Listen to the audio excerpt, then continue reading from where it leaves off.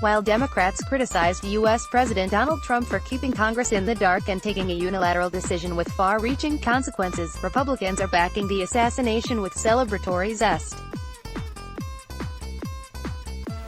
The news of Iran's renowned General Qasem Soleimani's death quickly sparked controversy after it was announced by the U.S. Defense Department on Thursday late night, justifying his killing partly because he orchestrated attacks on coalition bases in Iraq over the last several months. But reactions within the U.S. were divided and caused an uproar along party lines as Republicans praised Trump, while Democrats cited the illegality of the strike given that Trump failed to notify Congress of the strike, which could be construed as an act of war against Iran. The strike itself marks a dramatic escalation by the Trump administration, who had stated for months his desire to withdraw from the Middle East, after declaring that the U.S. was locked and loaded for attack in September 2019. Trump uncharacteristically declined to respond militarily to destructive strike on Saudi Arabia's oil infrastructure that was pinned on Iran. He also stepped back moments before a planned strike in retaliation for a U.S. drone being shot down. This seems to have changed in recent days, according to the administration's ramped-up rhetoric. Earlier Thursday, Secretary of Defense Mark Esper warned that the United States might take preemptive action if it received warning that Iran or its proxy forces were planning further strikes on U.S. interests in the Middle East. "We're prepared to do what is necessary to defend our personnel and our interests and our partners in the region," Esper said. He also warned that Washington had indications of additional Iranian provocations, effectively confirming that the escalation was only the beginning of a drawn-out U.S. Middle East inflamed crisis. Soleimani's killing came days after Iranian-backed militias attacked the U.S. Embassy in Baghdad amid violent protests, itself a reaction to a U.S. airstrike on Sunday that killed 25 Iran-linked Hezbollah fighters in Iraq. The U.S. claimed that the airstrike on Hezbollah was in retaliation for the recent killing of a U.S. military contractor at an Iraqi military base. America in uproar ahead of 2020 presidential elections. This could prove to be a pivotal foreign policy issue, with many construing the killing of Soleimani as risking unpredictable escalation with Iran. Trump continues to endure scathing criticism at home, with U.S. critics including analysts, senators and representatives worrying the strike could lead to an entirely new regional war in the region. The president, who vowed to keep the United States out of another Middle Eastern war, has in effect just issued a declaration of war, says Robert Malley, president of the International Crisis Group. He continues on Twitter, "A strike that the administration claims was intended to deter Iranian attacks is almost certain to trigger far more of them." Soleimani's death is undoubtedly a very serious blow to Iran. But it also is a very serious blow to any hope for regional de-escalation. Soleimani was an enemy of the United States. "That's not a question," says Democratic Senator Chris Murphy, ranking member of the Senate Foreign Relations Committee, on Twitter. "The question is this, as reports suggest, did America just assassinate, without any congressional authorization, the second most powerful person in Iran, knowingly setting off a potential massive regional war?" Iraqi TV also reports that the Soleimani strikes killed Abu Mahdi al-Muhandis, deputy commander of Iran-backed Iraqi militias known as the Popular Mobilization Forces. President Trump, meanwhile, did not make any statement but posted a pixelated image of the American flag on Twitter without any text. pic.twitter.com/vxakibspatif, Donald J. Trump, @Real Donald Trump, January 3, 2020. Explosive implications. Former Vice President Joseph R. Biden Jr. said in a statement Thursday night from the presidential campaign trail that no American would mourn General Soleimani. But Mr. Biden questioned the wisdom of the strike, which he called hugely escalatory. President Trump just tossed a stick of dynamite into a tinderbox, and he owes the American people an explanation of the strategy and plan to keep safe our troops and embassy personnel, our people and our interests, both here at home and abroad, and our partners throughout the region and beyond.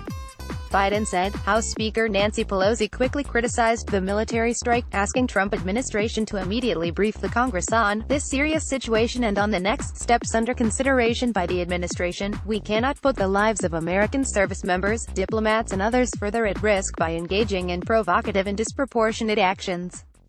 Tonight's airstrike risks provoking further dangerous escalation of violence, she continued.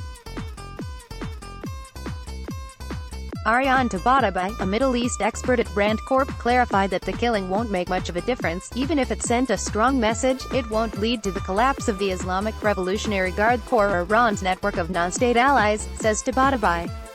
The White House traditionally notifies senior members of both parties in the Senate and House of Representatives ahead of major military action.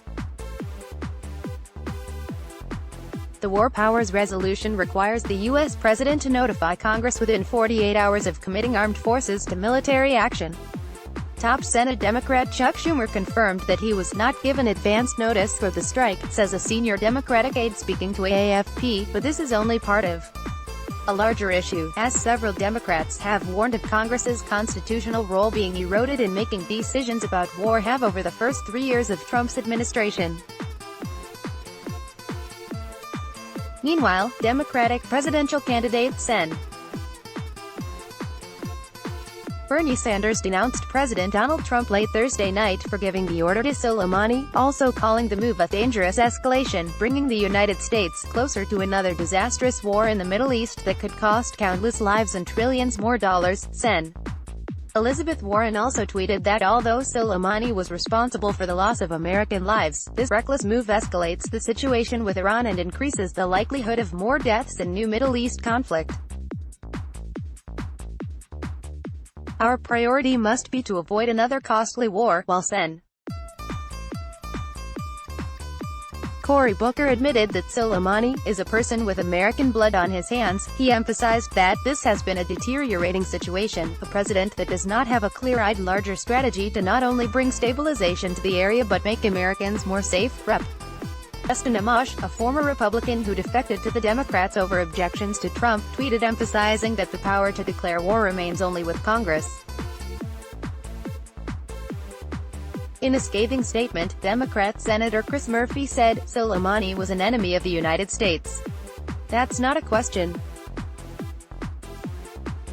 The question is this: did America just assassinate, without any congressional authorization, the second most powerful person in Iran, knowingly setting off a potential massive regional war? Republicans entrenched on the other side of the aisle, neoconservative Republicans, were quick to support Trump without making mention of the possible declaration of war Trump had sent. For 23 years, he has been the equivalent of the JSOC commander, the CIA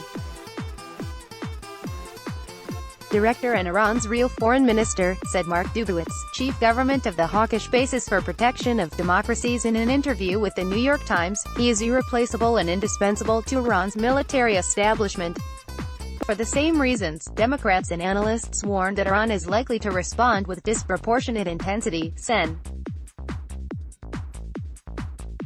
Lindsey Graham, Republican senator, steamed ahead in his usual support of Trump, tweeting, "Wow, the price of killing and injuring Americans has just gone up drastically.